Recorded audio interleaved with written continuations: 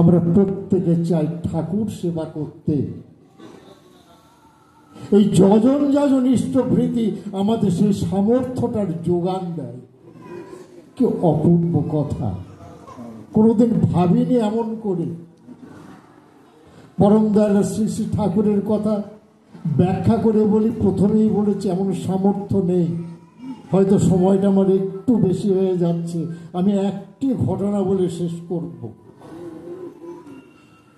এটা ওই 1960-এর দশকের ঠিক আগে বা পরের ঘটনা, অ্যাকচুয়াল সময়টা আমার মনে নেই।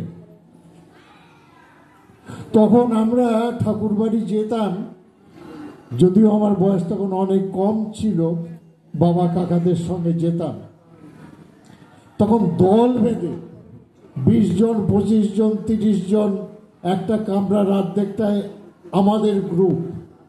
কারো কাঁধে 4 চাল, কারো কাঁধে একটা কুমড়ো, কারো কাঁধে 2 কেজি আলু, কারো হাতে একটা পোটলাই ডাল। এইভাবে ঠাকুর ভোগের জন্য সমস্ত মানুষ কিছু না কিছু নিয়ে যেতেন। বিকালে আমরা ঠাকুর বাড়ি পৌঁছানোর পর তখন পার্লার হয়েছে, ঠাকুরকে সবাই প্রণাম করে উঠে দাঁড়ালেন। ঠাকুর বসে আছেন পার্লারে, নির্নিমেষ নয়নে সমস্ত মানুষ ঠাকুরকে দর্শন করছেন আর চেষ্টা করছেন তার কোনো কথা শোনা যায় কিনা। একজন যুবক ছেলে, খুব সুদর্শন, উন্নত দর্শন মানুষ, সেই দলে আছে। ঠাকুর হঠাৎ তাকে মেনশন করলেন, তার দিকে তাকিয়ে বলছেন, মণি তুমি বাড়ি যাও। এ কেমন অঘটন, এই মাত্র আসলাম, এখন 3 দিন 4 দিন 5 দিন থাকবো, আনন্দবাজারে প্রসাদ গ্রহণ করব, ঠাকুর প্রণাম করব, ঠাকুর দর্শন করব, কত চেনা মানুষের সঙ্গ পাবো, অচেনা মানুষদের সঙ্গে পরিচয় হবে। সবাই সেই যুবকটির দিকে তাকিয়ে দেখছে। ঠাকুর একবার বলে চুপচাপ আছেন। তার মনটা কিছুতেই মানতে চায় না, এই মাত্র আসলাম, এখনই ফিরে যাব। সবাই তাকে যাজন করছেন, বিমল ঠাকুর বলছেন তো তুমি বাড়ি চলে যাও। আসতে ইচ্ছা করে না। সবাই মিলে ধরে তাকে যোশীটিতে নিয়ে গিয়ে ট্রেনে তুলে দিলেন। বিমল ঘোষ বাড়ি আসছে, মনটা তার ভালো না। কেবল ঠাকুর বাড়ি আসলাম, পত্রপাঠে বিদায় হলাম, সকলে কত আনন্দ করবে। ভোরবেলা গিয়ে কৃষ্ণগড় নামলেন, তখন 7টা 7:30 বাজে। বাড়ির দিকে যাচ্ছেন গ্রামের ভিতর দিয়ে। সব মানুষ তার মুখের দিকে তাকাচ্ছে, কেউ কোনো কথা বলছে না। বাড়িতে গিয়ে দেখে অনেক মানুষের সমাগম, সবাই মৌন মুখ, কেউ কোনো কথা বলে না। তিনি জিজ্ঞাসা করছেন, হাগো কি হয়েছে? কেউ কোনো কথা বলে না। আস্তে আস্তে এগিয়ে যাচ্ছে বাড়ির ভিতরের দিকে। তার স্ত্রী এসে কেঁদে পড়ল, জানো তো তুমি বেরিয়ে যাবার পর আমাদের ছেলেটা মারা গেছে জলে ডুবে। সেই সব দেহ তখন সেখানে শোয়ানো আছে। বিমল ঘোষ ঠাকুরের দয়াতে তার মৃত সন্তানের মুখটি দেখতে পেল। কয়েকদিন বাদে ক্রিয়াকর্মাদি হওয়ার পর বিমল ঘোষের মনে প্রশ্ন আসলো, খুব স্বাভাবিক প্রশ্ন, যার দয়াতে আমি আমার মৃত সন্তানের মুক্তি দেখতে পেলাম,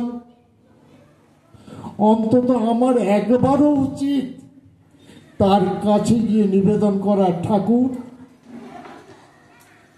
তোমার দয়া অসীম, তোমার দয়াতে আমি মৃত পুত্রের মুখটা দেখতে পেয়েছি। নিরক্ষর বিমল ঘোষ, অ আ ক খ জানে না, লিখতে পারে না। ঠাকুরকে গিয়ে নিবেদন করলো, ঠাকুর তোমার দয়াতে আমি মৃতপুত্রের মুখটা দেখতে পেয়েছি, আমার অন্তরের কৃতজ্ঞতা গ্রহণ করো, আমার প্রণাম গ্রহণ করো।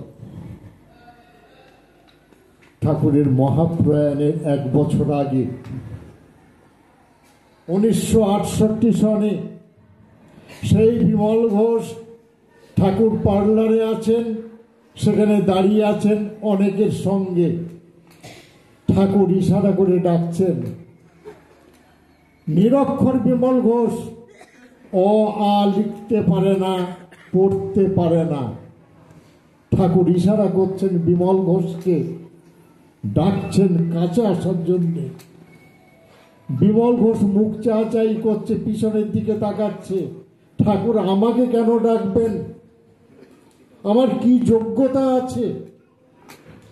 সকলে বলছে আপনাকে ডাকছেন। বিমল ঘোষ অবাক, ঠাকুর আমাকে ডাকছেন? পার্লারের ভিতরে ঢুকে ঠাকুরকে প্রণাম করে হাঁটু মুড়ে বসলেন। ঠাকুর একজনকে ইশারা করলেন, সে দাদাটি একটা ঋত্বিক বই, একটি পাঞ্জা নিয়ে এসে ঠাকুরের হাতে দিলেন। ঠাকুর বিমল ঘোষকে অর্পণ করলেন দীক্ষাদাতা কর্মী হিসেবে সহপ্রতি ঋত্বিকের পাঞ্জা। বিমল ঘোষ থরথর করে কাঁপছেন আর ভাবছেন, আমি নিরক্ষর মানুষ, আমি একটা অক্ষর লিখতে পারি না, একটা কথা পড়তে পারি না। বলতেন, ঠাকুর এই অসাধ্য আমি কি করে সাধন করব? আমি তো লেখাপড়া জানি না। ঠাকুর ছোট্ট করে বললেন, শিখে নিবি। পাঞ্জা মাথায় করে বাড়ি নিয়ে আসলেন। লেখাপড়া জানেন না, বড় মেয়ের তখন বয়স 12-13 বছর, তার কাছে লেখাপড়া শিখতে লাগলেন। বিমল ঘোষ একজন বিখ্যাত ঋত্বিক হয়ে উঠলেন ওই অঞ্চলের। প্রতিদিন তিনি ইষ্টকর্ম করেন। একটা দিন এসছে, আমরা 100 দীক্ষা দিয়েছি, হাজারে দীক্ষা দিয়েছি। তখন মানুষ দীক্ষা দিতেন ঋত্বিক দাদারা 20, 30, 40, 50 অনেক হয়েছে। সেই সময় বিমল ঘোষ দীক্ষা দিতেন 100। একজন উজ্জ্বল নক্ষত্রের মতো তিনি বিরাজ করতেন। শ্রী শ্রী বরদা থেকে খুব স্নেহ করতেন, ভালোবাসতেন। তার বাড়িতে তিনি একবারে গেছেন। ঠাকুর যদি সঙ্গে থাকেন, আমি যদি তাকে ভালোবাসতে পারি, যাতে তিনি খুশি হন, তেমন কাজ যদি আমি আমার জীবনে করতে পারি, তিনি কোনো জায়গা অপূর্ণ রাখেন না। আজকে আমরা লক্ষ লক্ষ কোটি কোটি মানুষ তা সেই পবিত্র কাজের জন্য ছুটে বেড়াচ্ছি সারা বিশ্বময়। আমরা প্রার্থনা করি তার কাছে, তুমি সেই শক্তি দাও যাতে তোমার কাজ আমরা আনন্দের সঙ্গে সুন্দরভাবে করতে পারি। আচার্যদেব তারই প্রতিনিধি, তারই প্রতিভু, গুরুমুখ তিনি। আমরা যে আচার্যদেবের ভিতরে সেই পরম পুরুষের ছবি দেখতে পাই।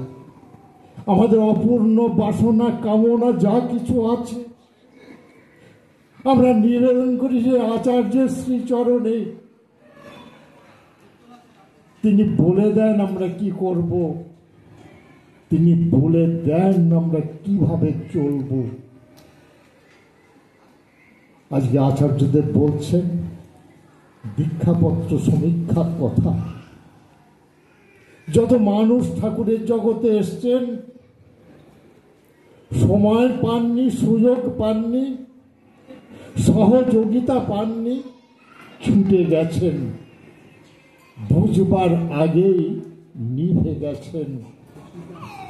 আচার্যদের বলছেন তাদেরকে আবার জায়গায় ফিরিয়ে আনো।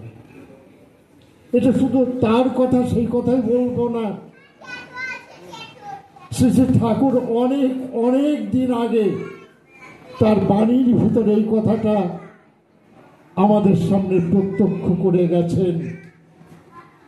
তিনি বলছেন যে দেখো, দেউল অর্গল মুক্ত, ওই দেবতারই জীবন বিভা তোমার পানেই চেয়ে আছে কি উৎকণ্ঠ আগ্রহ নিয়ে।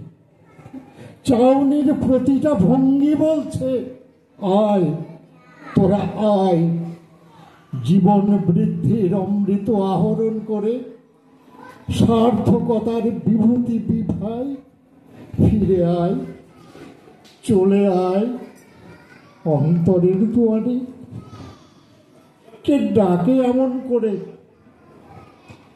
যিনি ডাকতে পারেন তার থেকে আপন আমাদের আর কেউ নেই। তাই আমরা আমাদের জীবন বাজি রেখে ছুটি তার সেই কল্যাণকর কর্মে। যা করতে পারলে আমরা তিনি খুশি হবেন। একটু মৃদু হাসির ঝিলিক সে আচার্যের মুখে আসবে। আমরা পারব, যতটা পারব আমরা করে যাব। তার কাছে প্রার্থনা রেখে আপনাদের সকলের মঙ্গল কামনা করে আমি আমার ক্ষুদ্র বক্তব্য শেষ করছি। প্রণাম নেবেন। জয় গুরু।